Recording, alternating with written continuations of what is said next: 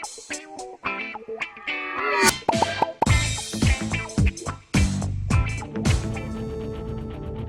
अस्सलाम वालेकुम, मैं मोहम्मद रियाज अहमद सियासत न्यूज़ एक्सप्रेस में आपका खैर मकदम है।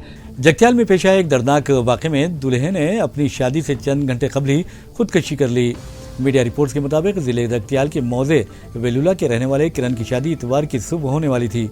घर पर माँ बाप दोस्त अहबाब खुशियाँ मना रहे थे कि अचानक शादी के घर में गम के बादल छा गए। किरण के माँ बाप ने शानदार तरीके से शादी की तकरीब मुनक्किद करने की तैयारियां कर ली थीं। बताया जाता है कि किरण की एक हफ्ता कबल ही मंगनी हुई थी। शादी की तमाम रसूमात अदा कर ली गई थी। 2 या 3 दिन कबल किरण फोटोशूट के लिए भी गया था, लेकिन आज सुबह उसने अपने कमरे में फांसी लेकर खुदकुशी कर ली। पुलिस इस बात की तहकीकात कर रही है कि आया किसी की वजह से किरण ने खुदकुशी की या फिर कोई और वजह उसकी खुदकुशी का बायस बनी। आपको लिए चलते हैं एक और खबर की तरफ। बीजेपी और बीआरएस ने प्रजा भवन में मुनक्किदा कुल जमाती इजलास में शिरकत नहीं की। इस इजलास की सदारत डिप्टी चीफ मिनिस्टर भट्टी विक्रमार्का ने की। भट्टी को लिखे गए मकतूब में मरकजी वजीर कोयला व कानकनी मिस्टर जी किशन रेड्डी ने कहा कि उन्हें इजलास में शिरकत का दावतनामा ताखीर से मिला, जिसकी वजह से वो शिरकत ना कर सके। दूसरी तरफ बीआरएस के 4 अरकान राज्यसभा ने भी गैर हाजिर रहते हुए अपनी नाराज़गी जताई।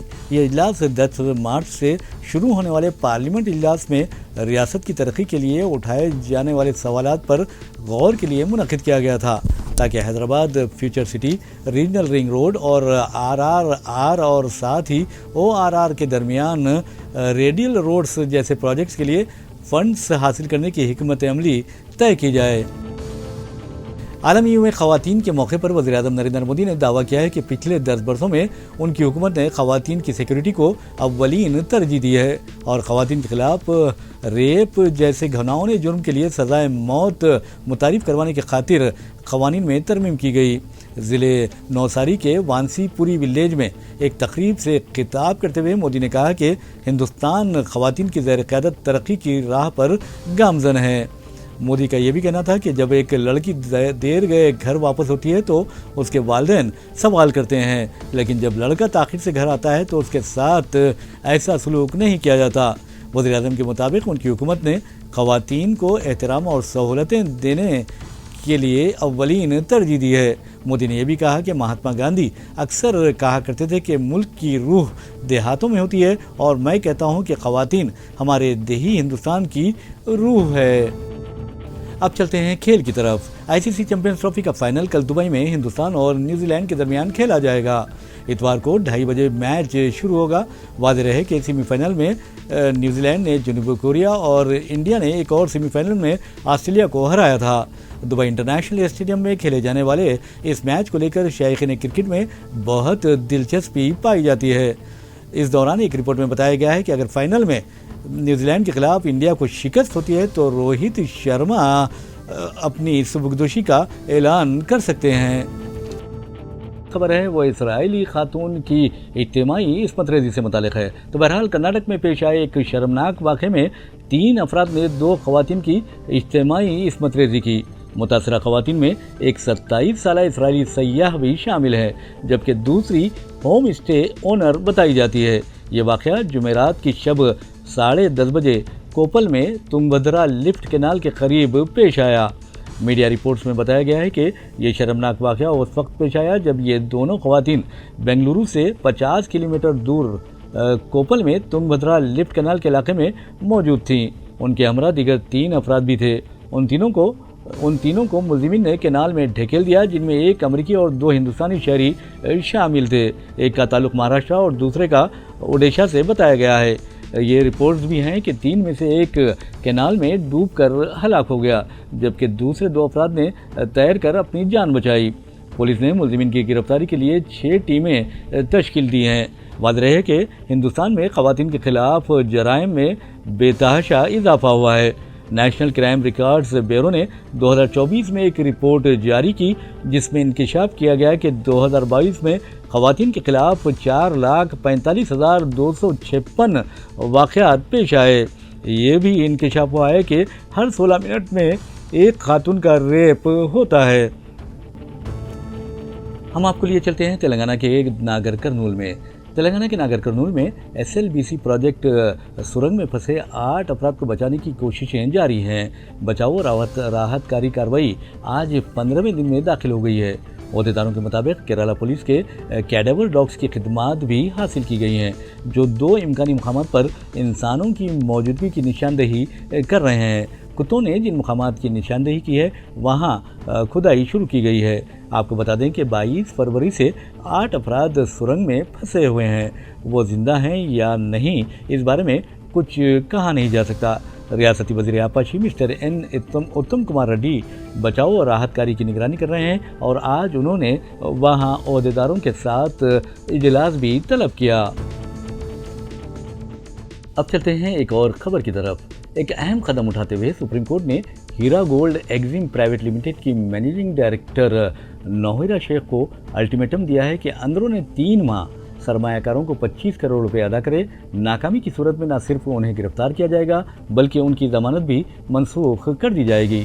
رپورٹس میں بتایا گیا ہے کہ نوہیرا شیخ کے وکیل نے استدلال پیش کیا کہ ان کی موکلہ کے پاس درکار فنڈز نہیں ہیں۔ تاہم ED نے یاد دلایا کہ نوہیرا شیخ کی بعض جائیدادوں کو ضبط کیا گیا ہے۔ سرمایہ کاروں کو رقومات کی ادائیگی کے لیے ان جائیدادوں کا حراج کیا جا سکتا ہے۔ یہ بھی بتایا گیا ہے کہ فی الوقت ED نوہیرا شیخ کی 3 جائیدادوں کا حراج کروا سکتی ہے۔ ان میں سے 2 جائیدادیں تلنگانہ میں ہیں۔ انفورسمنٹ ڈائریکٹوریٹ نے حیدرآباد ایئرپورٹ پر ایک خانگی طیارے کو ضبط کر لیا۔ یہ ضبطگی 850 کروڑ روپے مالیتی فالکن اسکیم کے ضمن میں عمل میں آئی۔ رپورٹس کے مطابق انفورسمنٹ ڈائریکٹوریٹ نے 7 مارچ کو حیدرآباد کے راجیو گاندھی انٹرنیشنل ایئرپورٹ پر ہاکر 800A طیارہ N935H کو ضبط کیا۔ یہ طیارہ امردیپ کمار نامی شخص کا بتایا جاتا ہے جو 850 کروڑ کے فالکن اسکیم کا ایک کلیدی ملزم ہے۔ رپورٹس میں انکشاف کیا گیا ہے کہ کمار اس طیارے کو دبئی فرار ہونے کے لیے استعمال کیا تھا۔ تحقیقات پر یہ بھی انکشاف ہوا کہ یہ طیارہ 2024 میں $1.6 ملین یعنی 14 کروڑ روپے میں خریدا گیا تھا۔ بہرحال جیسے ہی طیارہ حیدرآباد ایئرپورٹ پر لینڈ کیا اسے ضبط کر کے ارکان عملہ سے پوچھ تاچھ کی گئی ہے۔ فالکن گروپ نے زیادہ منافع کا لالچ دے کر یا وعدہ کر کے سرمایہ کاروں سے 17,000 کروڑ روپے جمع کیے تھے۔ یہ بھی بتایا جاتا ہے کہ فالکن گروپ کا چیئرمین و مینیجنگ ڈائریکٹر امردیپ کمار اور اس کے دوسرے سینئر عہدیدار فرار ہیں۔ 15 فروری کو سائبرآباد پولیس نے اس کے نائب صدر پون کمار اوڈیلا اور ڈائریکٹر کاویہ نلوری کو اس اسکیم میں ان کے مبینہ کردار پر گرفتار کیا تھا۔ ایران نے کہا ہے کہ نیوکلیئر معاہدے پر بات چیت کے لیے امریکی صدر ٹرمپ کا خط ابھی تک موصول نہیں ہوا۔ ایرانی قیادت نے یہ بھی واضح کر دیا ہے کہ موجودہ حالات میں امریکہ سے مذاکرات نہیں ہو سکتے کیونکہ امریکہ نے ایران پر بے تحاشا پابندیاں عائد کر رکھی ہیں۔ میڈیا رپورٹس کے مطابق کل ہی امریکی صدر ٹرمپ کا کہنا تھا کہ وہ ایران کے ساتھ جوہری معاہدے کے حوالے سے مذاکرات کرنے کے خواہاں ہیں اور اس کے لیے انہوں نے ایرانی قیادت کو مکتوب روانہ کیا ہے۔ ٹرمپ کے مکتوب کے حوالے سے رپورٹس میں بتایا گیا ہے کہ ٹرمپ نے مکتوب میں ایرانی قیادت پر واضح کیا کہ انہیں امید ہے کہ ایران مذاکرات کرنا چاہے گا کیونکہ یہ ایران کے لیے بہتر ہے۔ دوسری جانب ایرانی وزیر خارجہ سید عباس عراقچی کا کہنا ہے کہ جب تک ایران پر امریکہ کی سخت پابندیاں برقرار رہیں گی تب تک ایران امریکہ کے ساتھ نیوکلیئر مذاکرات نہیں کرے گا۔ ایران نے امریکہ کو دھمکیاں دینے سے بھی گریز کرنے کا مشورہ دیا ہے۔ ٹرمپ انتظامیہ نے حماس کی حمایت کرنے والے طلبہ کے ویزے منسوخ کرنے کا فیصلہ کیا ہے۔ رپورٹس کے مطابق ان طلبہ کا آرٹیفیشل انٹیلیجنس کے ذریعے social media plate form check کر کے ویزے منسوخ کیے جائیں گے۔ میڈیا رپورٹس میں یہ بھی دعویٰ کیا گیا ہے کہ فلسطینیوں کے حق میں مظاہروں کا گڑھ سمجھے جانے والی کولمبیا یونیورسٹی کی $400 ملین کی وفاقی گرانٹ منسوخ کر دی گئی ہے۔ ٹرمپ انتظامیہ یہ الزام عائد کر رہی ہے کہ کولمبیا یونیورسٹی یہودی طلبہ کو ہراساں کیے جانے سے روکنے میں ناکام رہی۔ کولمبیا یونیورسٹی سے شروع ہوئے مظاہرے تقریباً امریکی یونیورسٹی تک پہنچ گئے تھے۔